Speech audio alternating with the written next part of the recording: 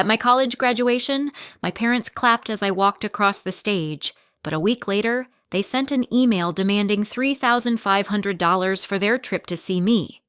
The note said, "You owe us for raising you, sweetheart."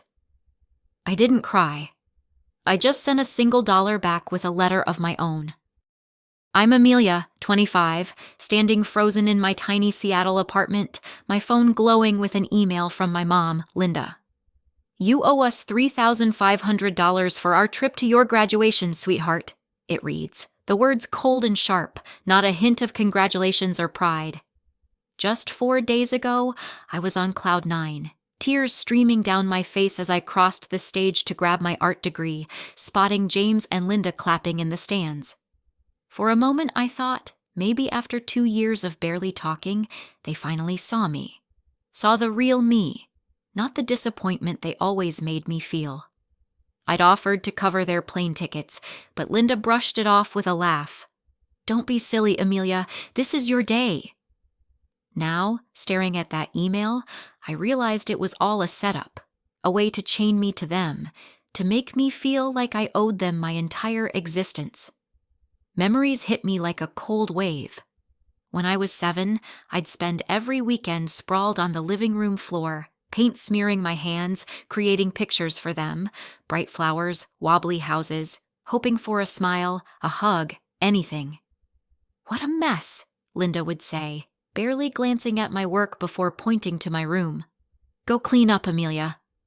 I'd choke back tears, grabbing a broom, thinking if I was good enough they'd love me. At 16, I worked grueling shifts at a coffee shop, sweat dripping as I saved every penny to buy family movie tickets, dreaming of us laughing together in a dark theater. They snatched the tickets, didn't say a word of thanks, and went without me. "You're busy, right?" James said, like it was my choice to be left behind. At 19, I poured my heart out about wanting to study art, and they laughed. "Useless. Study accounting. It pays." I pushed back, tears falling, but Linda snapped, "Stop being so weak, Amelia. Don't let me down." I felt like a broken toy, never good enough for their love. But I wasn't that kid anymore. 2 years ago, I left their house, moving in with my best friend Sarah, who flung open her apartment door and said, "Stay as long as you want." For the first time, I felt free, like I could breathe without trying to please them. I studied art, defying their words, and last May, standing on that graduation stage, I felt I'd shaken off the shyness and fear that once held me captive. I was stronger, prouder. Then my phone rang, Linda's voice warm for once. "We're so proud of you, Amelia. We want to come to your graduation."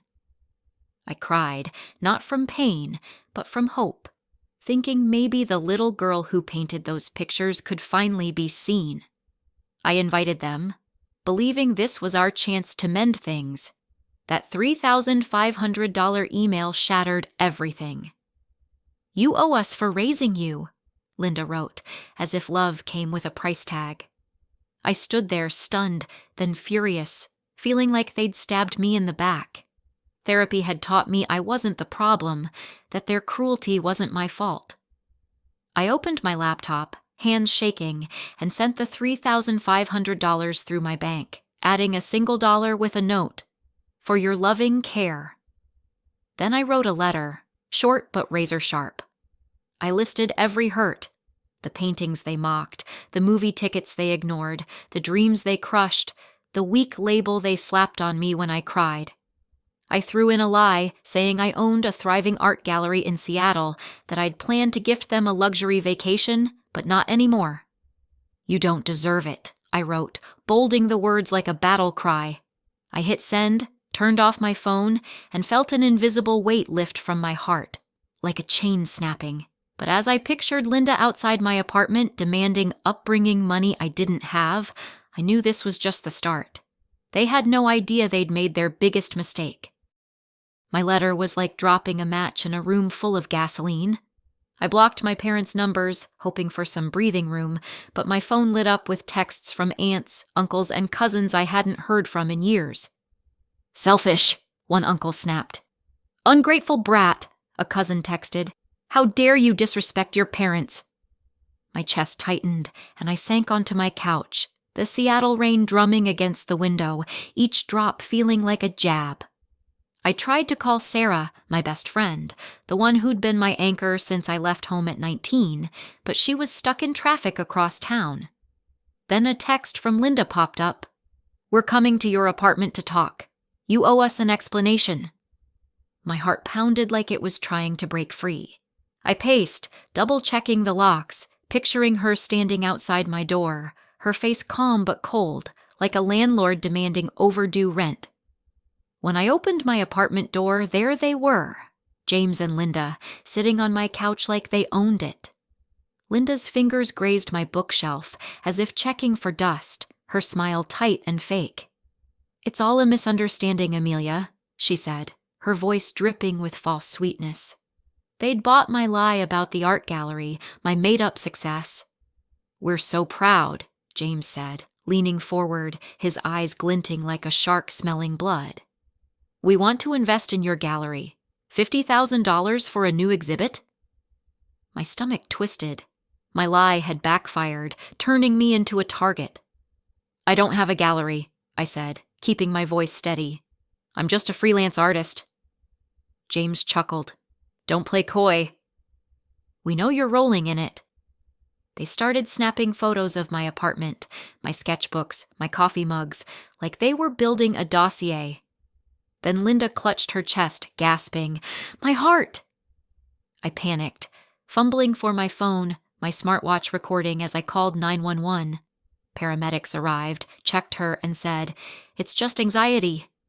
As they left, James leaned in, his whisper chilling, "This isn't over, kid." The door clicked shut, but my pulse kept racing. Sarah got home an hour later, her face set in determination. We went into lockdown mode, installing new deadbolts and a security camera by the door, its red light blinking like a guard on duty. I checked my bank account and saw unauthorized logins from Tacoma, their city, an hour away. My breath caught, the violation hitting like a punch. I locked my accounts, signed up for credit monitoring, but it felt like they'd rummaged through my life. James texted, "Watch out, Amelia." Hackers can do a lot these days. Hackers? I almost laughed, but the threat landed, a reminder they'd stop at nothing. The next hit came at work. I'm a graphic designer at a small firm, and my inbox pinged with an HR email. Attached was a blurry photo of me, supposedly drunk and yelling in a bar I'd never set foot in. "Please address this family issue," it read. Linda had stormed into my office that morning, waving a folder of documents, telling my boss I was unstable. I sat in the break room, face burning with humiliation, explaining to my boss it was all fake. He nodded, but his look said, "Fix this." I felt exposed, like my life was a stage for their twisted play. Sarah met me after work, her hand on mine. "They're scared, Amelia," she said. "You hit a nerve with that letter, and they're lashing out." I squeezed her hand, knowing she was right, but the weight of their attacks pressed down hard. They thought they could break me, but I was already forging my armor. My parents turned my life into a war zone. They spread rumors like wildfire, telling anyone who'd listen that I was unstable, a problem child who'd lost her way. My phone buzzed with texts from old friends and distant cousins. "Amelia, are you on drugs?" one asked. "Your mom says you're spiraling," another wrote. I sat on my couch, the Seattle rain tapping the window like it was mocking me, my chest tight as I scrolled through their accusations. They'd organized a so-called reconciliation meeting, texting about a family intervention to help you. It felt like a bad reality show, each message a stab. "You're breaking their hearts. You need to fix this." I tried to call Sarah, my best friend, but she was at work, leaving me alone in the storm of their lies, feeling like I was drowning. Then Aunt Susan texted, her tone soft and almost kind. "Amelia, I'm worried about you. Can we meet? Just us?" That flicker of hope, the same one that tricked me at graduation, crept back in. Maybe one family member was on my side. I agreed to meet her at a coffee shop downtown, gripping my latte in a corner booth, scanning the room nervously. Susan walked in, all smiles, but then I saw it. James's gray sedan parked across the street, its headlights glinting like a predator's eyes. My stomach dropped. They were watching. I grabbed my bag, muttered an excuse, and bolted out the back door, my heart pounding like I'd just escaped a trap. Susan's voice called after me, but I didn't look back. That was it. I was done trusting family, done hoping for a connection that wasn't real. Sarah got home that night, her eyes blazing. "You need someone real, Amelia," she said. "Call your grandma Emily." I hadn't talked to Emily in years, not since I was a kid painting on her Portland porch, laughing as paint smeared my cheeks. I dialed her number, voice shaking, and poured out everything. The $3,500 email, the fake heart attack, the apartment photos, the unstable rumors. Emily's voice was warm but heavy, like she'd seen this before. "They tried that with me too, honey," she said. "They wanted my inheritance, claimed I wasn't fit to handle it." She told me about a $30,000 trust fund my grandpa left for me to be claimed at 25, just months away. Suddenly, their fake pride at my graduation made sense. They were after the money. "Come to Portland," Emily said. "We'll protect it together." Her words felt like a lifeline, a spark of hope in the chaos. But the attacks didn't stop. My phone pinged with a text from an unknown number. "Family money stays with family," attached to a blurry photo of me leaving my therapist's office, scarf half covering my face. My breath caught. They were following me. At work, my boss called me in, his face tight, showing me an anonymous email claiming I'd stolen company funds. I explained, pulling up my clean financial records, my voice steady but heart racing. He believed me but sighed. "This drama's getting out of hand, Amelia." I nodded, humiliated, my face burning. I joined a support group for people hurt by family, hoping for a safe space. One night, I shared my story, feeling a weight lift, until I spotted Linda in the back, disguised with a scarf and glasses, pretending to be a member. My heart sank. Even this was tainted. I walked out, telling my therapist, "I'm done." She urged me to build a legal case, so I started collecting evidence: the threatening text, the fake email, the smartwatch recording of Linda's staged heart attack. Sarah found security footage of James testing my apartment door at night. I reported it to my building manager, who enforced a temporary no-contact order, the cameras catching his every move. Emily called again, her voice firm. "They tried to call me incompetent once. I've got recent cognitive tests to prove them wrong. Come sign for your trust fund." On my 25th birthday, I flew to Portland, the plane's hum calming my nerves. Emily greeted me with a hug, her house smelling of chamomile tea and old wood. We met her lawyer, Michael, who walked me through the trust fund papers. I signed, feeling like I was claiming more than money, a piece of my freedom. But Sarah texted from Seattle. My parents had left another fake birthday cake on my porch with a note: "We're still family." I laughed, cold and sharp, knowing they'd just dug themselves deeper. I was still reeling from signing the trust fund papers in Portland, Emily's hug lingering like a shield. Back in Seattle, the fight was far from over. Sarah texted me in a panic. My parents had left another fake birthday cake on my porch, a cheap grocery store knockoff with a note: "We're still family." I laughed, bitter and sharp, picturing them thinking a $5 cake could erase their betrayal. In Portland, Emily showed me an email from Linda, claiming she was mentally unfit to handle her affairs, demanding control of my $30,000 trust fund. Emily pulled out a recent cognitive test, her smile wry. "They tried this on me before," she said. "I'm sharper than they'll ever be." She called Sheriff Hal, a gruff family friend who'd known her for decades. When James showed up in her driveway, snapping photos of her house like some wannabe private eye, Hal marched out, boots crunching on gravel. "Get off this property," he barked. James slunk away, but Linda doubled down, sending another email insisting Emily was losing it. Emily faxed her cognitive test to their lawyer, shutting it down cold. The retaliation hit harder in Seattle. Sarah sent me security footage. James trying my apartment door at 2 a.m., then slashing her car tires, leaving a note, "Talk to us." My blood boiled.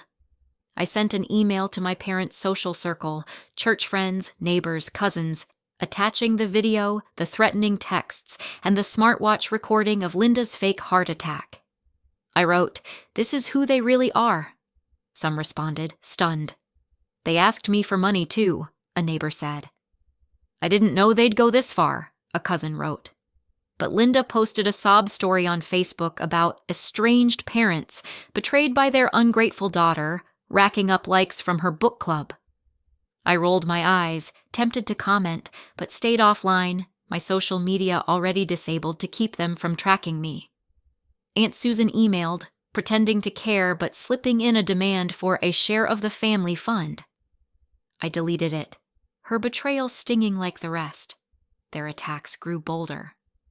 A package arrived at my apartment, a fake photo album filled with images of me with my parents at events that never happened, like they were trying to rewrite my past.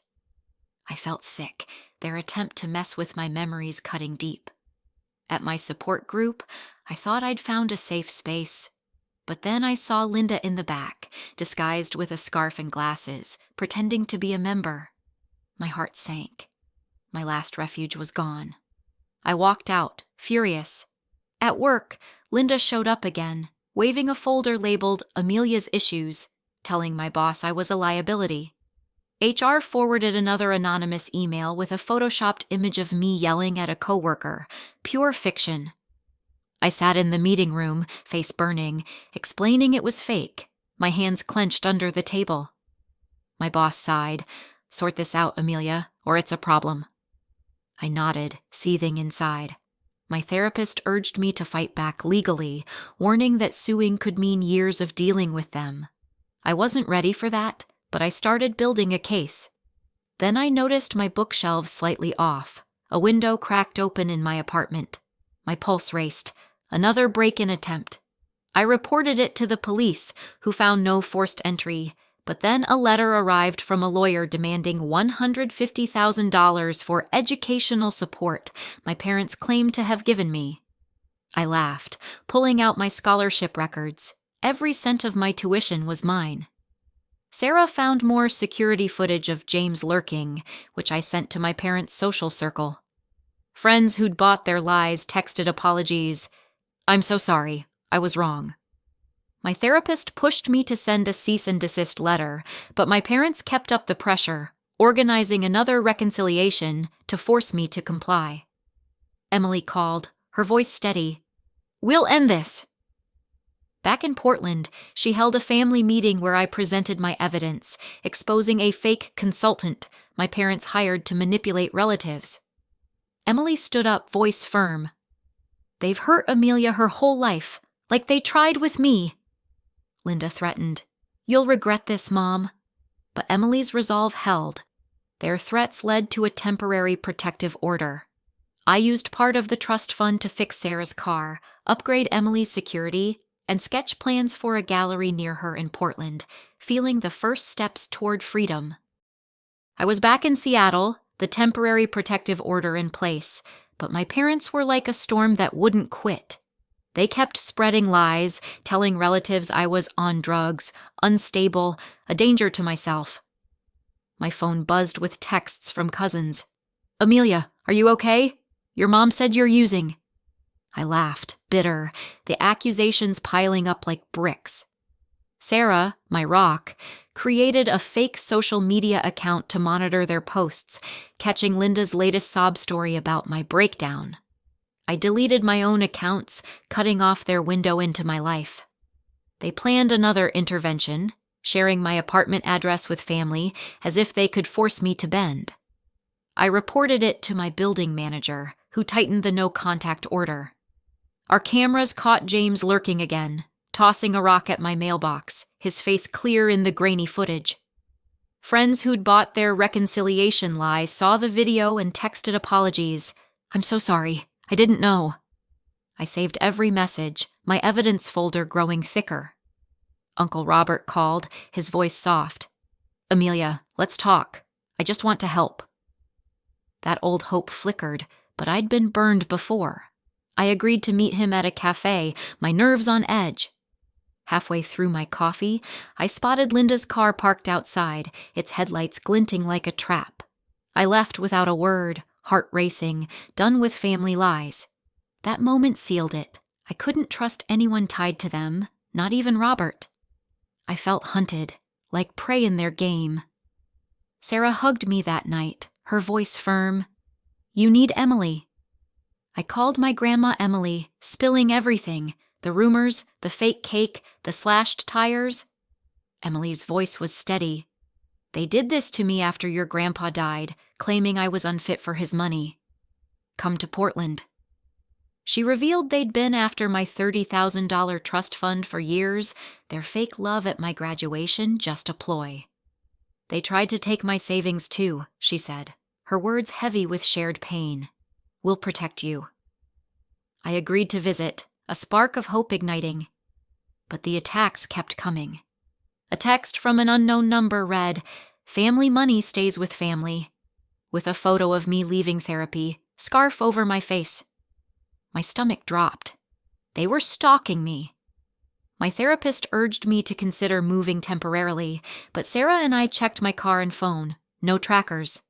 At work, my boss showed me another fake report, this one claiming I'd falsified hours. I proved it wrong with my timesheets, but he sighed. "This drama's gotta stop, Amelia." A fake Instagram account, Cousin Toss Emma 93, sent a friend request, probing for details about my gallery. I blocked it, knowing it was them. Linda posted online, accusing me of hoarding family money. Emily called, confirming the fund was mine, set up by my grandpa, and urged notarization to lock it down. Their plan to declare me unstable was clear, but I pushed for legal protection. Michael, Emily's lawyer, prepped the notarization papers, while another threatening text came, "Family money stays with family." Sarah drove me to the airport, my nerves frayed but resolve firm. The flight to Portland felt like a rare moment of peace, the plane's hum soothing me. Emily greeted me with a warm hug, her house a sanctuary of chamomile tea and old wood. She showed me a hidden photo album from my childhood. Me at 7, paint on my cheeks, grinning. Linda had kept it from me, but Emily's stories brought back happy memories, stitching up old wounds. We met Michael, who explained the trust fund's legal protections, ensuring it was untouchable. Back in Seattle, my parents tried again, confronting Emily at her house, demanding she change her will. She called Sheriff Hal, who chased James off for snapping photos. Linda claimed Emily was losing it, but Emily's cognitive tests shut her down. Emily and I sat on her porch, talking about those childhood summers, finding calm amidst the storm. But James returned, sneaking photos again, only to be driven off by Hal, his schemes crumbling under Emily's strength. I returned to Seattle, Emily's strength burning steady in my chest. The $30,000 trust fund was mine, notarized and untouchable, but my parents, James and Linda, were relentless. Sarah met me at the airport, her face grim. "They hit my workplace again, Amelia," she said, "spinning lies about you losing it." I clenched my fists, fury mixing with exhaustion. At home, we opened my evidence folder, recordings of Linda's fake heart attack, threatening texts, videos of James lurking, slashed tires on Sarah's car. I was done running. With Emily's lawyer, Michael, I crafted a cease and desist letter, my nuclear option, short and sharp, warning them to stop. I prepared an envelope stuffed with evidence, ready to send to their church group, neighbors, and book club if they didn't back off. This was my stand. James called that night, his voice low and menacing. "You're screwing up, Amelia," he growled. "We'll tell everyone you're unhinged." I gripped my phone, heart racing, but my voice was ice. "I've already talked to your pastor and my boss. I said. "One more move, and this envelope goes to everyone you know."